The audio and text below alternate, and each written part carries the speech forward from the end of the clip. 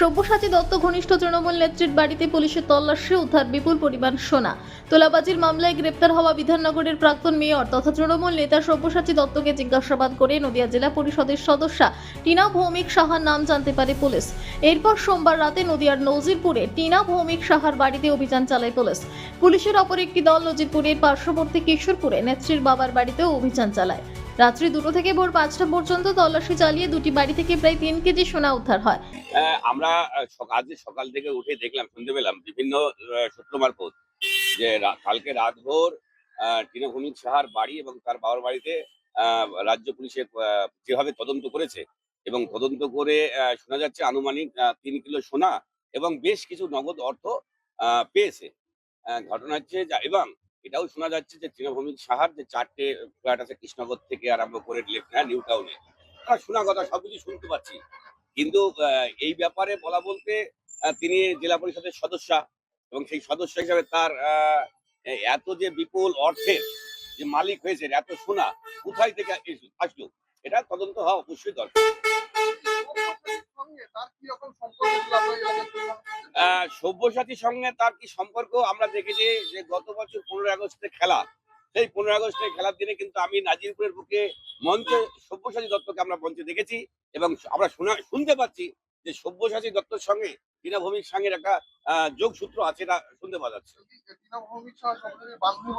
না, বান্ধবী এটা মনে হয় কিনা সেটা বলতাম না, কিন্তু সব্যসাচী দত্তর সঙ্গে টিনা ভৌমিক সাহের একটা যোগসূত্র আছে, এটা প্রমাণ বোঝা যাচ্ছে। দেখুন, টিনা ভৌমিক শাহ একজন আমরা যখন দেখেছি ছোটবেলায় কলেজে রাজনীতি করতেন, কিন্তু পরবর্তী স্টেজে যে চাকরিটা পেয়েছে সেই চাকরিটা নিয়ে সন্দেহ আছে এবং কিভাবে যে এত যে সম্পত্তির মালিকানা হয়, এটা যখন তদন্ত হবে, তদন্ত হলেই তার এত সাম্রাজ্যের যে অধিপতি কিভাবে হয়েছে এটা প্রকাশ পাবে। না, অবশ্যই আরো অনেক নেতার সঙ্গে যোগসূত্র অবশ্যই আছে। এখানে বিভিন্ন তৃণমূলের বড় বড় নেতা, তাদের সঙ্গে টিনা ভৌমিক অবশ্যই যোগসূত্র আছে। খুব কমন প্রশ্ন আমাদেরকে ফেস করতে হয়, সেটা হচ্ছে আমার কম ঘুম হচ্ছে, আমি অনেক খাটাখাটনি করে বাড়িতে আসছি, আমার তখন মোবাইল ঘাঁটতে ইচ্ছা করছে, যে কারণে আমার ডিনারটা লেট হয়ে যাচ্ছে, আমার ঘুমোতেও লেট হয়ে যাচ্ছে, 1:30 2টো বেজে যাচ্ছে। কিন্তু আমাকে ঘুম থেকে উঠতে হচ্ছে 6টা 6:30টার মধ্যে, কেননা আমার পরের দিন অফিস আছে। এই কম ঘুম প্লাস আমার অ্যাডেড স্ট্রেস জীবনে, এটা কি আমাকে কোনোভাবে হার্ম করতে পারে কিনা ইন দ্য লং টার্ম, বা এটার জন্য আমার কোনো ক্রনিক ডিজিজ কিছু হতে পারে কিনা? এটা ভেরি কমন কোয়েশ্চেন আমাদেরকে ফেস করতে হয়, যার উত্তর আমি আজকে ডিসকাস করব। নমস্কার, আমি doctor Debolina Sarkar, consultant endocrinologist attached to NephroCare. কম ঘুম, স্ট্রেস সবকিছুই অ্যাকচুয়ালি আমাদের যেটা ডিস্টার্ব করে সেটা হচ্ছে আমাদের সার্কাডিয়ান রিদম। এখন আমাদের এই সার্কাডিয়ান রিদম বস্তুটা কি, মানে কি হয় এটাতে? সার্কাডিয়ান রিদম হচ্ছে আমাদের বডির 24 আওয়ার্স কন্ট্রোল। আমাদের বডিতে একটা গ্ল্যান্ড আছে যার নাম হচ্ছে পিনিয়াল গ্ল্যান্ড। সেই গ্ল্যান্ড থেকে একটা হরমোন বেরোয়, সেটার নাম হচ্ছে মেলাটোনিন। এই হরমোনের কাজ কি? আমাদের সার্কাডিয়ান রিদমটা মেনটেন করা। এই সার্কাডিয়ান রিদম যখনই ডিস্টার্ব হয়ে যায়, কি করে ডিস্টার্ব হতে পারে? যদি আমি কম ঘুমাই, বা যদি আমি দিনের বেলা ঘুমাচ্ছি, রাতের বেলা জেগে আছি, আমার স্ট্রেস বেশি হচ্ছে, এই কারণে আমার কিন্তু সার্কাডিয়ান রিদম ডিসরাপশন হতে পারে। যদি আমার সার্কাডিয়ান রিদম ডিসরাপশন হয়, আমার মেটাবলিক কমপ্লিকেশনস বেড়ে যাবে। কি হতে পারে?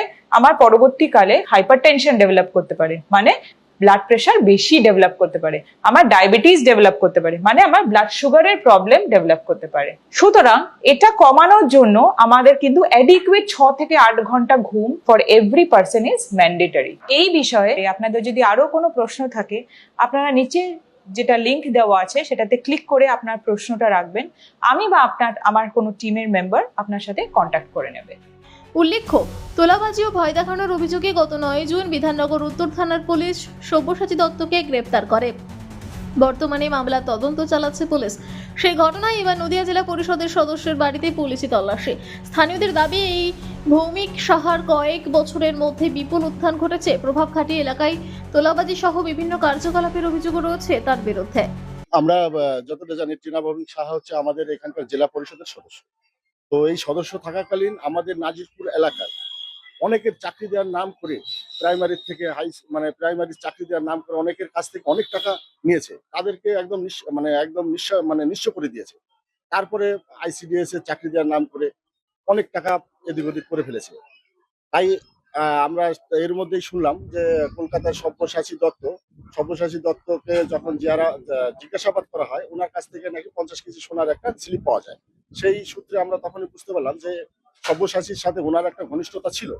সেই ঘনিষ্ঠতার মারফত আমরা যখন শুনতে পেলাম, যে আমরা ভাবলাম যে হয়তো টিনা সার এর মধ্যে টান আসবে। তাই গতকাল রাত্রে আমাদের রাজ্য পুলিশ থেকে শুরু করে এখন তারা রেড করার পরে সেখানে মোটামুটি 3 কিলো সোনা উদ্ধার করা হয়েছে এবং বিপুল পরিমাণে টাকা উদ্ধার করা হয়েছে। আনন্দ আর ভালোবাসার দীপ্তিতে গড়া সমুজ্জ্বল পরমা, ঠিক তোমারই মতো। শ্যাম সুন্দর কোম্পানি জুয়েলার্স, আগরতলা, উদয়পুর, ধর্মনগর, কলকাতা।